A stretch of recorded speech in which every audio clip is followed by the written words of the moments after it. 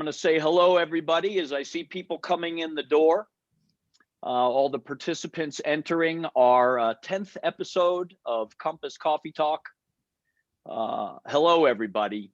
We've got such a treat here with John Mackey, longtime friend, co-founder and CEO of Whole Foods Market, and now a serial author. And we're very grateful and honored, very pleased that John would join us today to talk about his new book out there. And that is called Conscious Leadership. It's a follow-on to Conscious Capitalism, something John and a group of leaders have championed out there. And I think, you know, what the world needs today is more conscious leadership, that's for sure. So, you know, John thinks there may be a crisis in leadership here and business gets a bad rap. But that business and conscious capitalism can be a great force for good in the world. The natural and organic products industry, I think, is a really good example of that. Through his work as co-founder and CEO of Whole Foods Market, and as a co-founder of Conscious Capitalism, and author of a book by the same name, co-written in 2013 with his colleague and friend Raj Sisodia. John and a group of forward-thinking business leaders are creating a roadmap for purpose-driven businesses. Now with his book, Conscious Leadership, with co-authors Stephen McIntosh, who has connections here to Boulder and is the author himself of Integral Consciousness, and Carter Phipps, his other co-author, who also has a podcast that John highly recommends called Thinking Ahead. John has written a guidebook for entrepreneurs, business owners, corporate leaders, anyone looking to bring purpose-driven leadership into their businesses and their lives. You know, we're very grateful to have him. We're thankful to our sponsor, Allegro Coffee. Funny that there's a connection to Whole Foods Market with that. But, you know, for Compass Coffee Talk, we really love having Allegro supporting our efforts and being able to stay connected through this past year, through the pandemic, one of the reasons we launched Compass Coffee Talk. I want to introduce my co-host, Bill Capsalis, who I've worked with now a long time, both in business and in music. He's an amazing bass player. Bill, just want to have you say hello, welcome our speaker today. Yeah. Hi, everyone. Thanks for joining us today. Great crowd today. Thanks, John, for writing the book and for keep on doing what you're doing. We first met 20 years ago when I was wandering the halls of Gaiam. So it's good to see you, and I'm glad you're feeling well. And we just like to get our conversation rolling with you. We try to keep it short and sweet and hard hitting. So read the book, thought it was fabulous, was telling Steve, I saw it like a textbook, but also a think book, you know, got me thinking at times. So appreciate the authorship there. Yeah, I would just say, would just start off with a quick question. How you doing down there? Like, we'd just like to do a quick check-in with you personally. I know you just got your second vaccination. Hopefully you're feeling well. You didn't get too sick or tired from it. It's been super weird. I mean, we lost power for 3.5 days last week. And the worst ice snowstorm. I mean, yeah, you live in Colorado, you guys are used to it, but we're not prepared. We're not winterized. We seldom snow in Austin. We seldom get below freezing. And I think we got down to 2 degrees. Oh, wow. Yeah, we lost power. My wife and I were huddled around. We have a gas fireplace, so we were huddled around the gas fireplace. Wow. 3.5 days. Fortunately, we had a gas stove so we could cook as well. But I'm a backpacker, long distance backpacker, and so I've got all kinds of great, you know, hiking gear. So we stayed warm. We weren't going to die, but it was pretty tough 3.5 days, and we weren't bathing either. So anyhow, that passed, and I just got my second COVID vaccination yesterday. Very happy to have that behind me. However, I'm feeling the only side effect I've got is I'm just tired. So if my energy seems a little bit low today, it's due to that, because I'm usually pretty enthusiastic. We'll take that into account. Thank you, Steve. Do you want to go ahead and get us started talking about the book, which we encourage everyone to check out here on the broadcast here? Well, John, I think I've shared this story with you, but long ago when I first got in the natural products industry, my writing test for New Hope was about this store that suffered a flood in Austin, Texas, and made a comeback. And I wrote up that article and got hired by Doug Green, another key entrepreneur and pioneer in our industry. Since then, I've had the great opportunity to collaborate with you in conferences, seminars, interviews, and I read this book, and you'll see I notated it so that we could come up with some questions. But I read it as well, like a university book, and it is very thought-provoking. And I see this as really, everything we've just been experiencing in the last year. I keep thinking about all of this, along with the history of the natural products industry and its influence on business, and in particular, your influence on business. You've been a mentor to me and a friend. And I just wanted to ask you, getting going, this has been something you've been pursuing for a long time. So I know you're really thinking about this and looking to present it as a guidebook for business to take a better leadership out there. Why are you doing this? What prompted you to pursue this? You mean in right conscious leadership? Yeah, and to me, it's more than that. It's a follow-up of another book and an organization called Conscious Capitalism. And you're setting up some institutions and some texts to help lead a change here. Yeah, I think I think there were a lot of factors behind it. The first one is we wrote in 2011, 2012, Conscious Capitalism, Raj and I, was published in early 2013. And it's been a hugely successful book, and it's like translated in 13 languages, and it's really helped spearhead the conscious capitalism movement, which is now a worldwide movement. So what I know is that we had 2 chapters in that book on conscious leadership, and so we skimmed the surface on that. And I know in the last several years, when I go talk on conscious capitalism, I had a ton of questions about conscious leadership. How do you operationalize these ideas? This is all great theory. How do you do it? How do you actually do it? And that's an ironical question, because in a lot of ways, it's not about doing it, it's about being it. But that we'll probably get into that as we go along. That's the first reason. It's just a sequel to Conscious Capitalism that needed to be written. Secondly, I've been doing this for 43. I'm in my 43rd year. That's 43rd year, and I'm getting older. I'm eventually gonna retire from Whole Foods, and as everybody knows, we're part of Amazon now, and once I leave, I won't be able to, the culture, I won't be able to affect it any longer. So conscious capitalism, conscious leadership are also things I hope future team members of Whole Foods will read, and they'll say, well, here's what John Mackey thought. How come we're not doing this? Or this, did we used to do this? Why did we stop doing this? So I hope that it will be empowering to Whole Foods market team members. And then the third reason is simply a distillation of what I've learned and the wisdom I know about leadership. So it's a gift to the world. All my royalties are donated to Whole Foods' foundation, so I'm not going to make any money. I don't make any money off these books, but I hope that, putting purpose first, leading with love, always act with integrity, find win-win solutions. Each chapter has an important message or series of messages that we're trying to communicate with the audience. And business is the most important institution in the world. It creates more value than all the governments and nonprofits combined. It's not even close, exponentially more value. It's the engine that drives everything else. All the taxes the governments run on, all the donations that nonprofits run on, business is the engine for all of that. So business is incredibly important, and the world has changed so much in the past 200 years.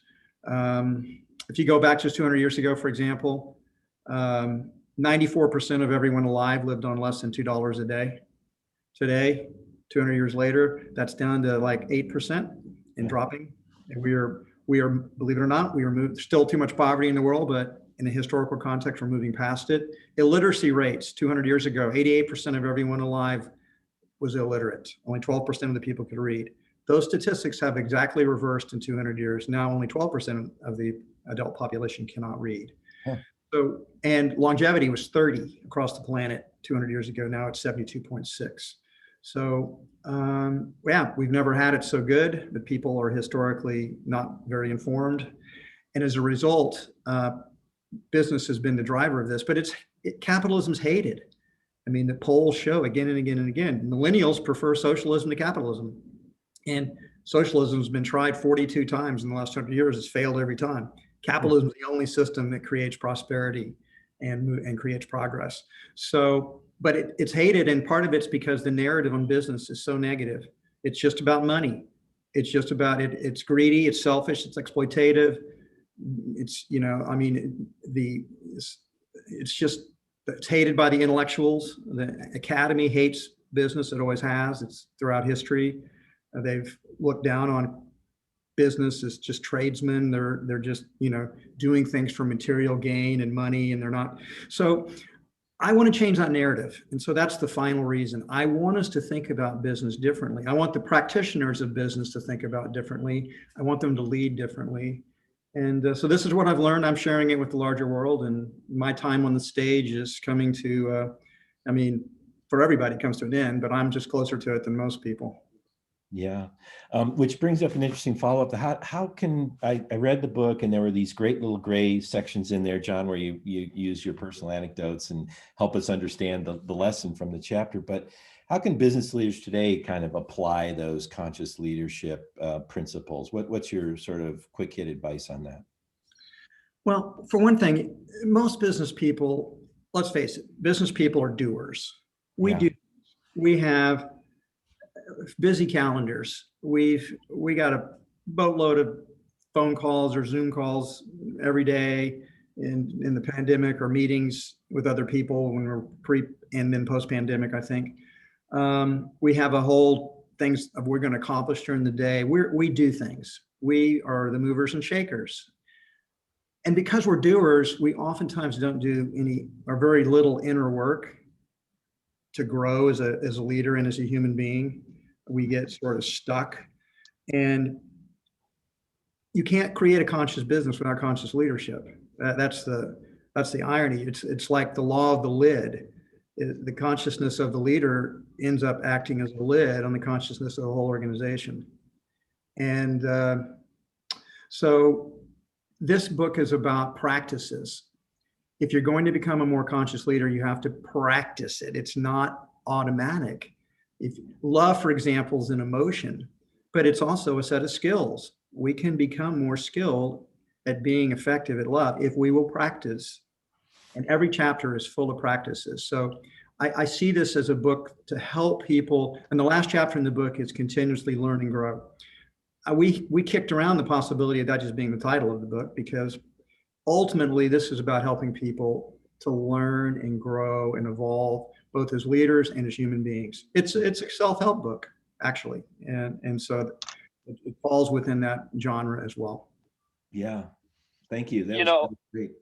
Yeah, John, it seems to me, you know, basically business has a bad rap because there have been some bad actors, and of course that makes the news more than good news.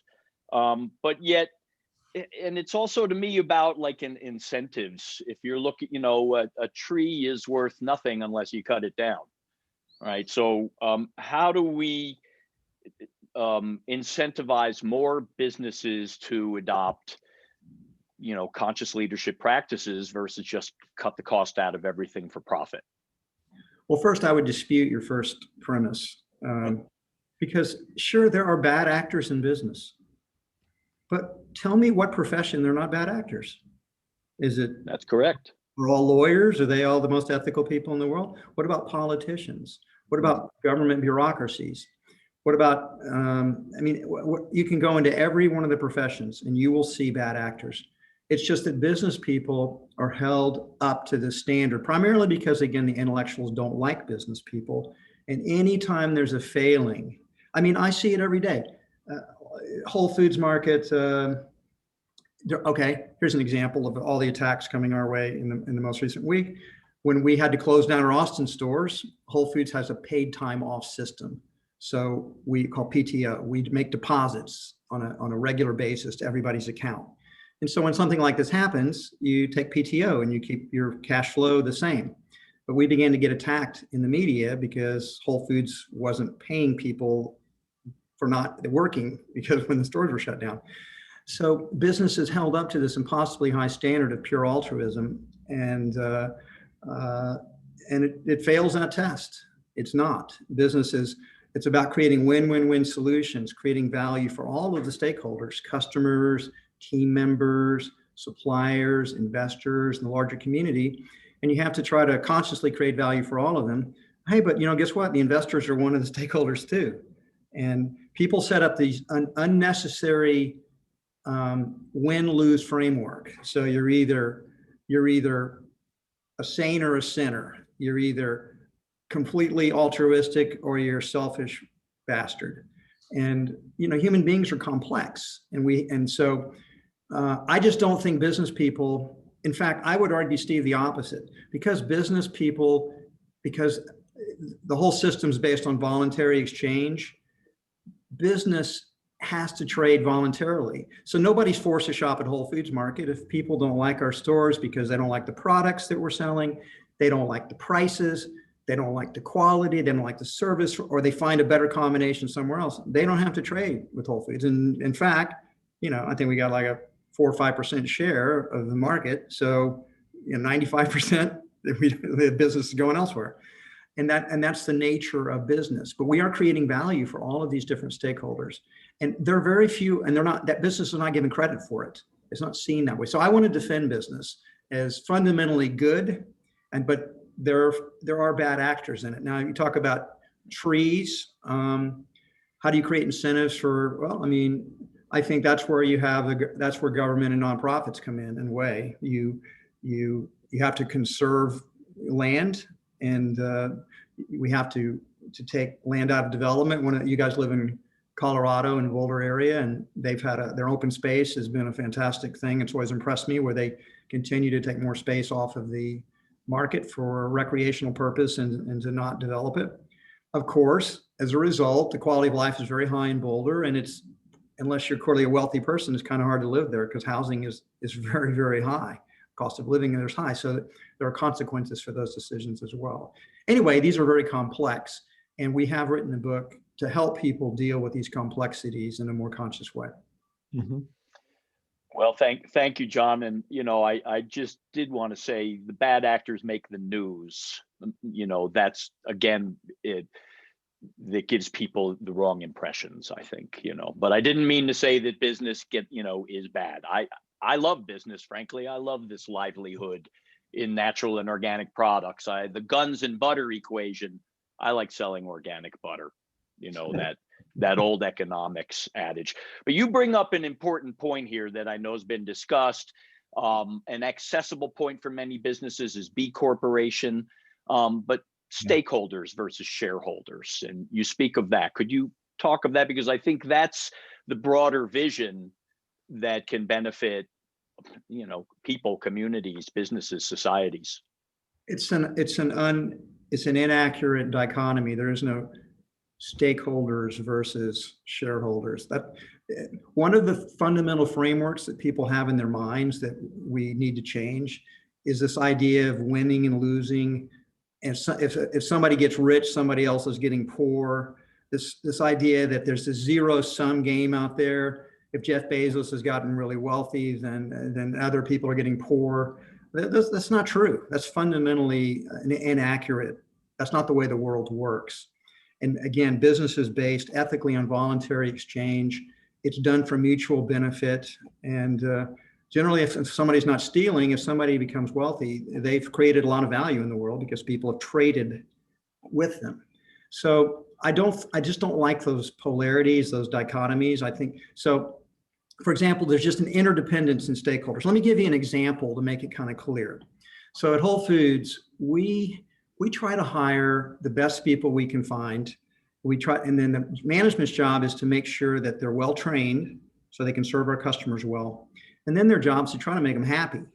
Because what we know, if our team members are happy, they serve the customers better. That makes the customers happy. the customers are happy, then they're going to talk, they're going to say good things about our company. They're going to become repeat regular customers. And as a result, the investors will prosper. The suppliers will prosper as well because their sales will go up. They're trading with Whole Foods for mutual benefit and mutual gain. So there's this virtuous circle of stakeholder value creation all the way through the interdependent circle that exists there. So it's not either or, it's not win-lose, it's not stakeholders versus stockholders. That's just not the way the world works. It's fundamentally false. But that's the way people think about it. And that's why I've written these books, to try to get people to rethink it. It's a false narrative.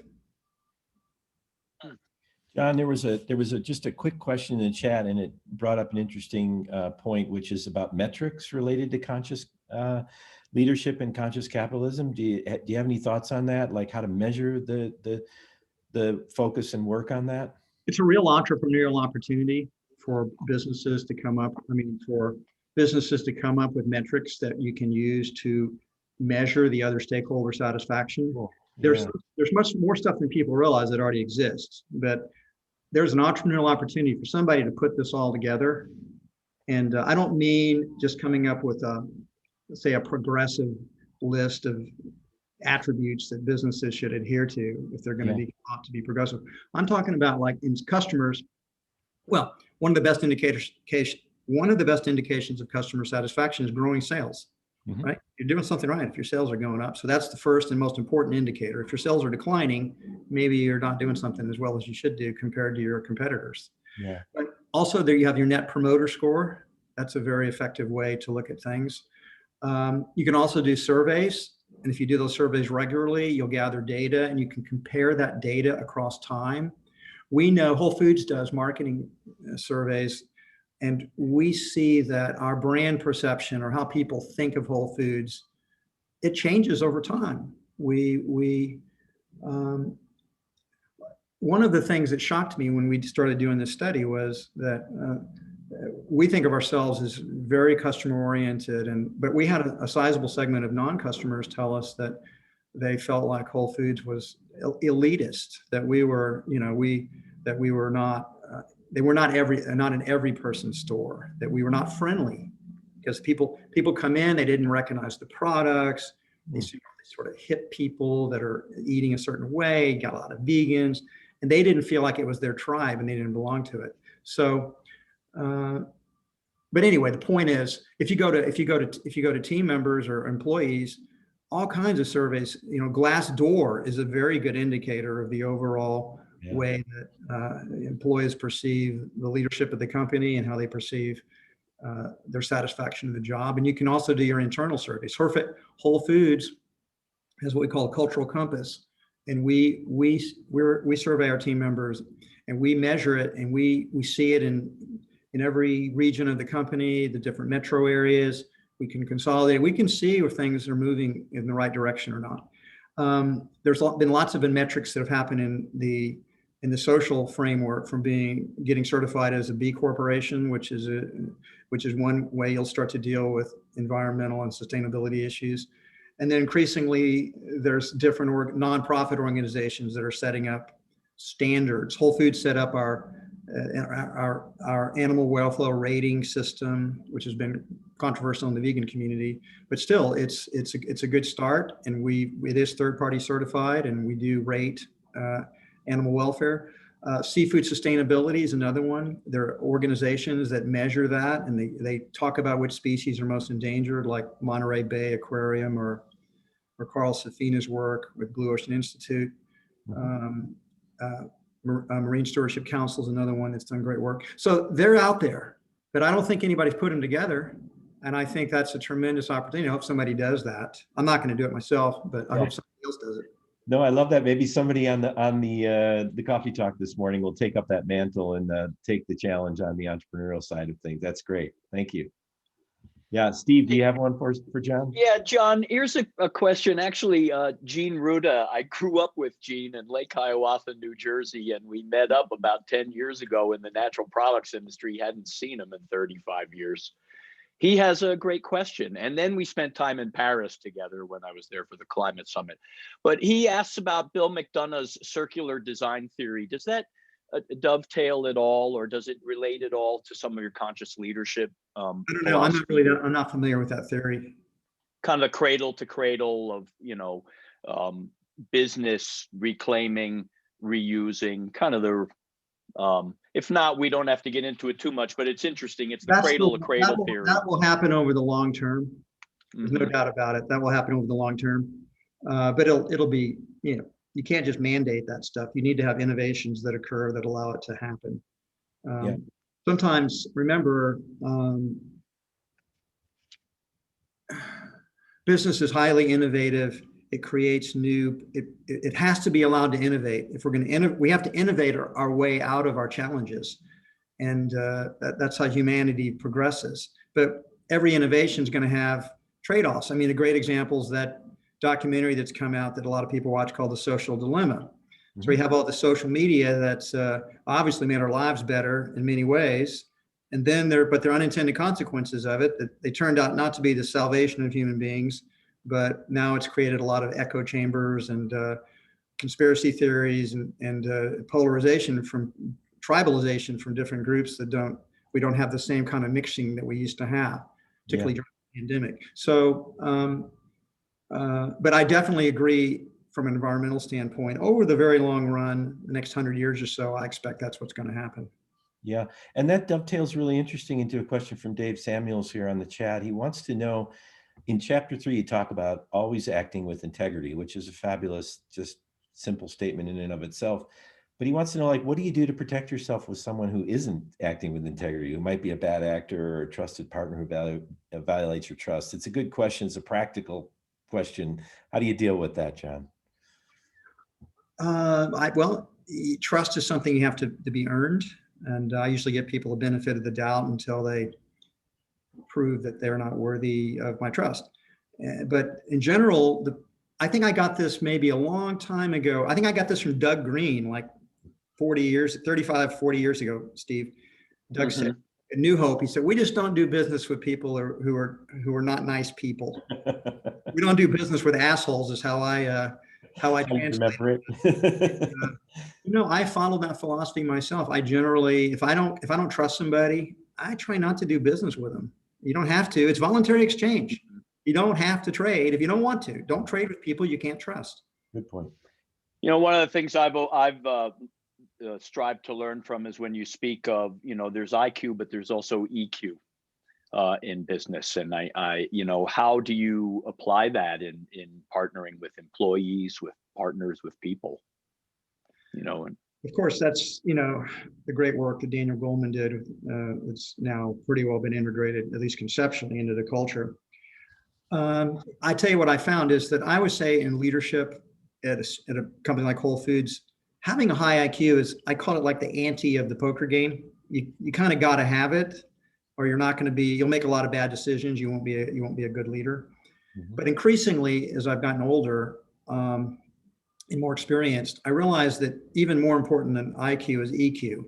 And I look for both, right? And I might add in spiritual intelligence as well as one of the important things I look for.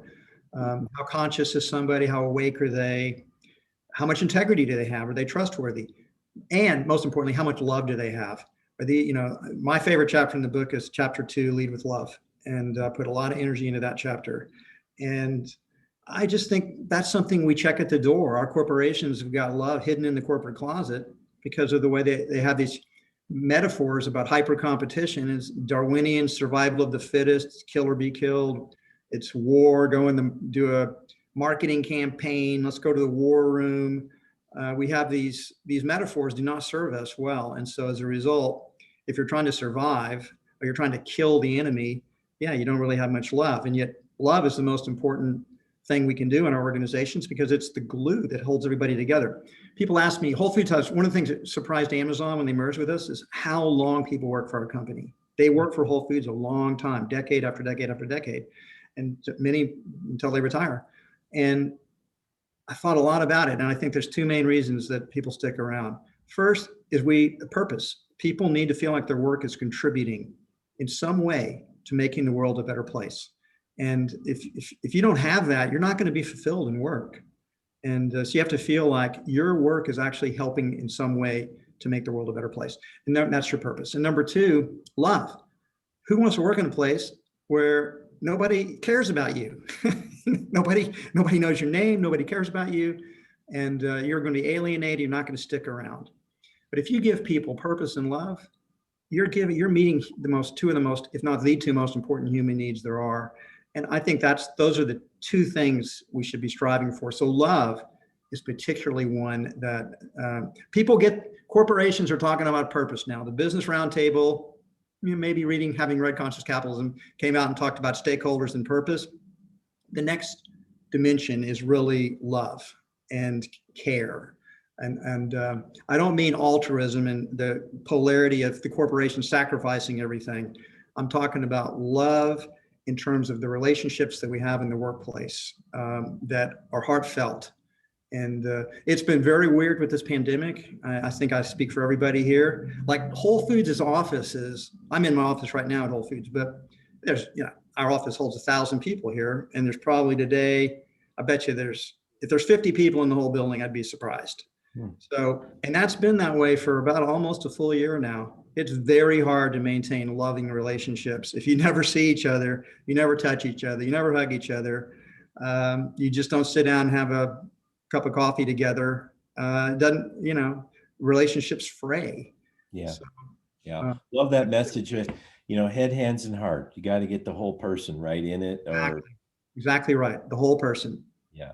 Yeah. Beautiful. Steve, we're just at 10 o'clock now. Do you have a couple more? I don't know if there's any more questions in the chat room we want to jump on, but anything there's a good softball question here in that how does the outdoor industry, which I know you love, John, as we all do, and and he mentions Patagonia, Cliff Bar, which of course is a crossover company, interact and collaborate more with our natural and organic industry to create more opportunities for conscious leadership. I think it's a natural sister industry, but it's a question that comes from one of our attendees. I guess I don't understand. I'm sorry, I just don't understand the question. Is it specifically about the outdoor industry? How can they be? I don't. I think he's trying to sort of get at what are the opportunities for collaboration between the two industries? In other words, how do they, work together on conscious leadership or conscious business? It's a good question. I have never thought about it. I can tell you that in the early days, when I'd be going to the expos, when Whole Foods was much smaller, I used to go to the expos and hawk and look for new products.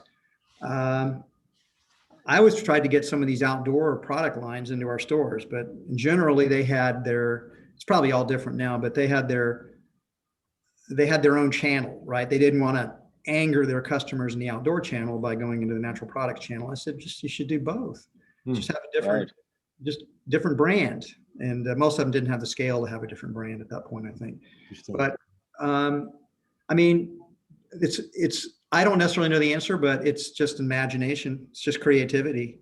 And that is one of the messages of the book, is that there aren't really limits for finding win-win-win solutions. We really talk about this in 2 chapters, innovation and the chapter on finding win-win-win solutions. It's only our imagination and creativity that limits us. There's always an innovative solution to our problems. There's always creative imagination. And frankly, that's what entrepreneurs bring to the equation generally. They tend to be very creative people, imaginative people. So I don't necessarily know the answer, but guess what? Create the answer. I'll throw it back to you. Well, certainly a company like Patagonia, has that integrity that I think, Whole Foods has built over time. Frankly, you've brought and created the opportunity for natural foods for all your other competitors to carry as well. And it's because of Whole Foods Market bringing this national, as well as all our independents in this industry, really be a viable alternative food system where the innovation is happening. And, John, you speak in your book, I have kind of 2 questions, if I may, before we head out. One is, you talk a lot about the yin and the yang, the polarities that we all have to deal with in life, the light and the dark, the love and the ROI, and they're not necessarily polarities, but finding the balance here is the art and the science. And you speak of that a lot in the book. Can you talk about that a little bit, managing challenge and support, purpose and pragmatism, the polarities that we face every day? Well, I think one way is don't think of it as seeking a balance, because balance assumes trade-offs. Better way to think about it is, how do we optimize for both? How do we integrate these together to create so that they're both winning, they're both being fulfilled? And that requires you to shift your thinking from win-lose, my way or the highway, the other people are evil, we're good, we're going to ram our values down everybody else's throat. One of the most important parts of that book is actually the appendix, where Steve Carter and I talk about cultural intelligence. And we talk about how there's three major worldviews in the United States right now: traditionalist, modernist, and progressive, and that they're at war with each other. They were dividing into tribes and fighting with each other. And the other tribes are evil. Our tribe is good and right, and has the rest are a bunch of morons. And we need to integrate those together. The United States needs to not balance these out, but integrate and create win-win-win solutions. And that requires a different mindset. And that's what we talk about in the book. You have to think differently. You have to think about how we can create value for each of these different worldviews, so that, and I'm not saying it's easy. I'm just saying that's what's necessary. That's what we need to do. And it requires creativity and imagination, rather than, the word balance usually means kind of a compromise. And those generally don't make anybody happy. So how do you come up with solutions where everybody's happy because everybody feels like they're being heard and their values are being enhanced and applied? And that's imagination and creativity. Nice. John, judging from the comments in the chat room, the message is really resonating with people, and they're thanking you for starting their day with this amazing view of the business world.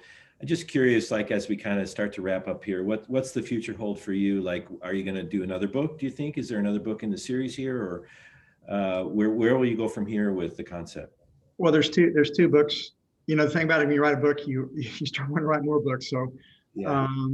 Writing books is hard work. That's one reason I do co-authors, because then I'm only having to write in this case, I only write a third of the book, really, but you're responsible for the whole thing.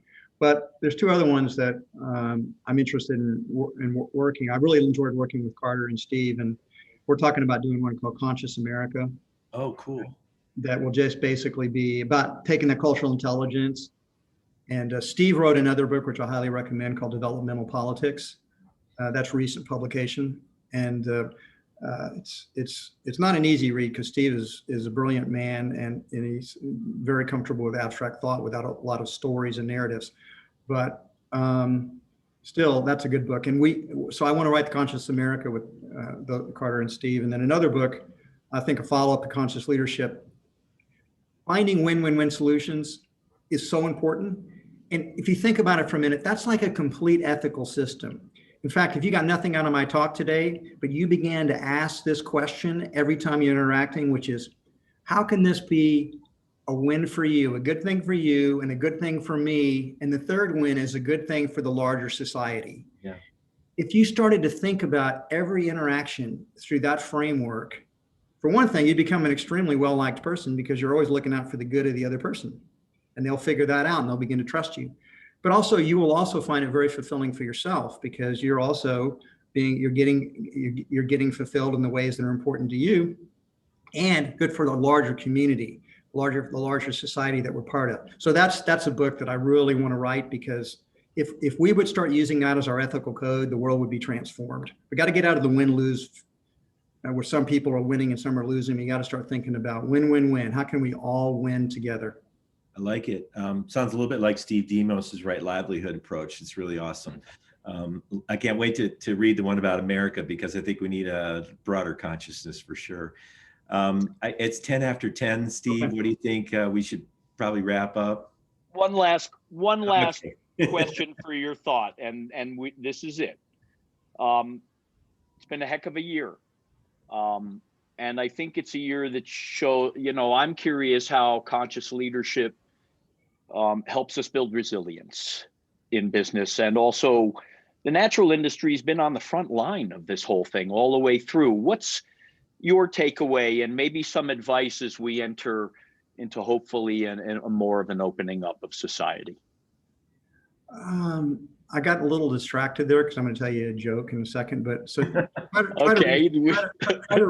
reframe that. I mean, there's two things here. You know, we've got a lot going on in our world. I believe conscious leadership can have a role in helping businesses build resilience, because we're going to be facing more extreme climate events, et cetera. So where can it help build resilience? Where has it helped you and Whole Foods build resilience through a pandemic year on the front lines? So I'll tell my joke first and I'll answer the question. So of course we were going through this, you know, Austin was frozen and our stores were shut down for 5 days. We were, you know, it was horrible. Yeah. And so this cartoon that somebody circulated to me said, 2020 was the year of hell. And so far in 2021 is the year hell froze over. Perfect. Yeah, you know, we have the snow here. That's the normal, right? You guys are geared up for it. Everything's winterized. We don't winterize. We don't, you know, I mean, and nobody knows how to drive in snow and ice down here too. If they didn't, unless they were trained, cars are crashing into each other because they don't have snow tires and they just think they got 4-wheel drive so they can do anything. And you know, guess what? That didn't work on ice. Yeah. Anyhow, in terms of the question, I think I'll circle back and just say that it's about changing yourself.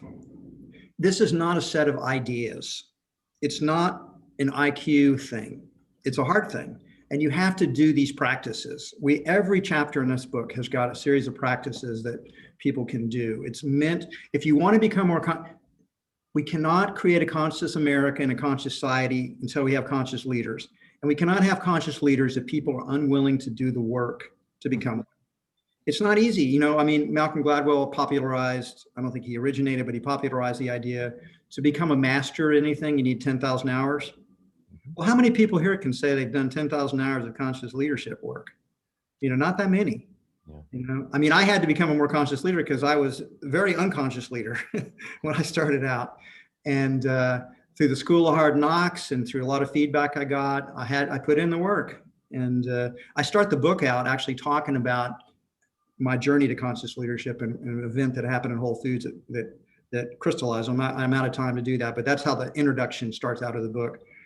But what I'll encourage people is buy the book, borrow it, get it from a library, whatever, but do the practices. You have to do the practices. It's not a set of ideas.